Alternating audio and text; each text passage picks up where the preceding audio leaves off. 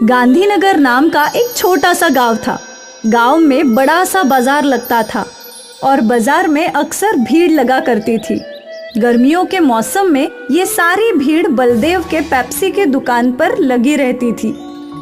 अरे बलदेव काका, मुझे ऑरेंज वाली पेप्सी दे दो। मुझे येलो वाली। और मुझे लाल वाली। बच्चे हो या बड़े, सभी को बलदेव की पेप्सीज बहुत पसंद आती थी और बलदेव पूरी ईमानदारी से पेप्सी बनाया करता था।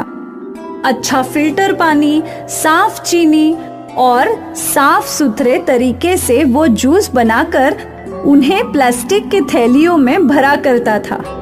बलदेव की 1 रुपए वाली पेप्सी बहुत बिका करती थी। कुछ ही देर में उसका सारा स्टॉक खत्म हो जाया करता था। अरे काका, पेप्सी है क्या? नहीं बेटा, सब खत्म हो गई, अब कल आना। बलदेव की दुकान के सामने पवन की दुकान थी। पवन आइसक्रीम बेचता था, पर गर्मियां होने के बावजूद भी उसकी आइसक्रीम्स बिक नहीं रही थी।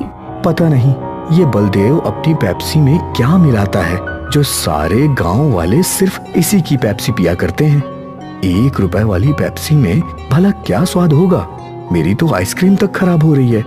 स्वाद का तो पता नहीं, पर वो आइसक्रीम से सस्ती है, शायद इसीलिए वो ज्यादा बिकती है। हाँ, हो सकता है। क्यों ना आप भी पेप्सी बेचना शुरू कर दे? अरे पर पेप्सी बनाएगा कौन? पेप्सी बनाने की जरूरत थोड़ी है, बाजार में बहुत सारी कंपनियां पेप्सी बेचती है। आप भी उनसे खरीद कर बेच सकते हो। सोच लो, बहुत मुनाफा होगा। वैसे आइडिया तो अच्छा है, कल ही शहर जाकर ढेर सारी पेप्सी खरीद लाता हूँ। ठीक है। अगली सुबह पवन शहर से ढेर सारी जूस वाली पेप्सीज ले आया और उसने वो सब अपने फ्रिज में रख दी। अच्छा किए, आप एक बाहर बोर्ड लिख दो कि यहाँ पेप्सी मिलेगी। ठीक है। पवन ने एक बोर्ड पर लिखा कि यहाँ पेप्सी मिलेगी और ये बोर्ड अपनी दुकान के बाहर लगा दिया। कुछ देर बाद एक छोटे बच्चे ने वो बोर्ड पढ़ा। यहाँ पेप्सी मिलेगी। काका, कौन कौन से कलर है? सब कलर है, तुम्हें कौन सा चाहिए ये बताओ। मुझे तो एक येलो वाली और एक ऑरेंज वाली चाहिए। पवन ने उस बच्चे को 2 पेप्सी के पैकेट्स थमा दिए। वो बच्चा वही खड़े खड़े पेप्सी पीने लगा। ये तो बढ़िया है, मजा आ गया। ये लो, एक और पेप्सी मेरी तरफ से फ्री। जाकर अपने दोस्तों को भी बताना, मेरी दुकान में पेप्सी मिलती है। हाँ हाँ काका, जरूर बताऊंगा।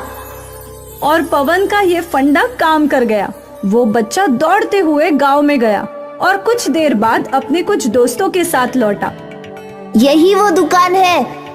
मुझे भी 2 ऑरेंज वाली चाहिए और मुझे 3 लाल वाली।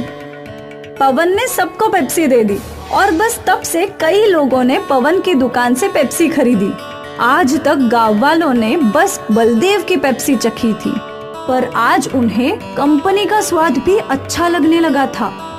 अरे वाह, ये काले रंग वाली पेप्सी तो मैं पहली बार पी रहा हूँ। और भी काफी फ्लेवर है, नींबू पानी, काला खट्टा, ऑरेंज, रोज। वाह भाई वाह, अब तो रोज अलग अलग फ्लेवर चख सकते हैं। पवन के पेप्सी बेचने की वजह से बलदेव की दुकान पर ग्राहकों की कमी हो गई थी। मुझे थोड़ा सब्र से काम करना होगा। पवन ने नई नई पेप्सी बनानी शुरू कर दी है। इससे गांव वाले उसकी दुकान पर जा रहे हैं, पर मुझे यकीन है कि वो सब लौटेंगे। बलदेव अपने आप को तसल्ली दे रहा था। अगले कुछ दिनों तक पवन के दुकान पर पेप्सी के लिए भीड़ लगी रही और यहाँ बलदेव का धंधा मंदा था। गांव के सरपंच बलदेव की दुकान पर आए।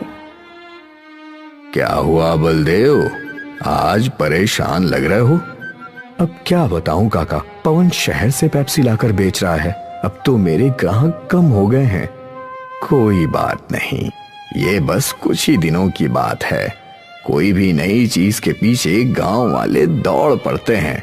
तू तो जानता है, सब्र रख, सब ठीक हो जाएगा। और मुझे यकीन है तेरी पेप्सी शहर की कंपनी वाली पेप्सी से अच्छी ही होगी। अब एक काम कर, मुझे 50 पेप्सी दे दे।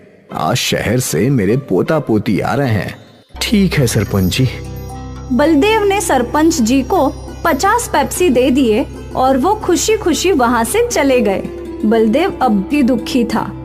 सरपंच जी अपने घर पहुँचे और उन्होंने अपने पोते को एक पेप्सी दी। पापा, ये पेप्सी वगैरह अच्छी नहीं होती। इनमें इतनी मिलावट होती है जिससे बच्चे बीमार पड़ जाते हैं। बेटा, ये पेप्सी हमारा बलदेव खुद बनाता है, बिना मिलावट, साफ ढंग से। इसे तो हम कई सालों से पी रहे हैं, अब तक कोई बीमार नहीं हुआ।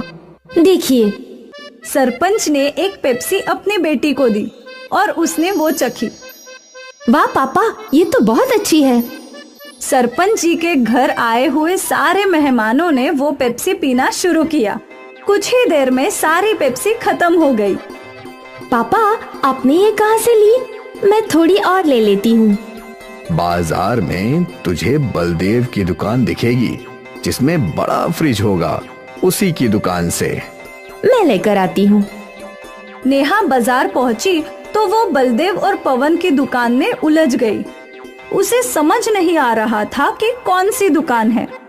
शायद जिस दुकान पर भीड़ लगी है, मुझे वहाँ जाना चाहिए। नेहा पवन की दुकान में गई। मुझे 20 पेप्सी देना।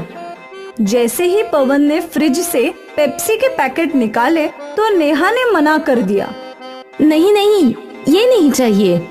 अरे अभी तो आपने 20 पेप्सी मांगी। हाँ, पर ये केमिकल वाली नहीं चाहिए। वहाँ खड़े एक आदमी ने नेहा से पूछा, बहन, इस पेप्सी में कौन सा केमिकल है? ये पेप्सी शहर की कंपनियों में बनती है। वहाँ इन्हें बनाने में कई सारे केमिकल्स डालते हैं जो हानिकारक है और जिससे बच्चे बीमार पड़ सकते हैं। अगर ऐसी बात है तो तुम यहाँ पेप्सी लेने क्यों आई हो? मैं तो यहाँ वो पेप्सी लेने आई थी जो इसी गांव में बनती है। अच्छा, तो आपको बलदेव भाई की पेप्सी लेनी है? उनकी दुकान सामने है। नेहा वहाँ से चली गई, पर आसपास के लोग शहर की केमिकल वाली पेप्सी की बातें करने लगे। नेहा ने बलदेव की दुकान से पेप्सी खरीद ली और वो घर चली गई। केमिकल वाली पेप्सी की बात गांव में आग की तरह फैली और सारे माता पिताओं ने अपने बच्चों को पवन की दुकान से पेप्सी लेने के लिए मना कर दिया। आज से पवन काका की दुकान से पेप्सी मत लेना। क्यों माँ? क्योंकि उसमें ढेर सारे केमिकल है। तेरी तबीयत खराब हो जाएगी, फिर तुझे सुई लगेगी। ना बाबा ना। लोगों को बलदेव की अच्छाई समझ आ गई और एक बार फिर बलदेव की पेप्सी बिकने लगी। पवन की दुकान से कोई भी पेप्सी खरीद नहीं रहा था और थक हार के पवन ने पेप्सी बेचना ही छोड़ दिया। नेहा ने पूरे गांव को बीमार होने से बचा लिया और सब कुछ पहले जैसा हो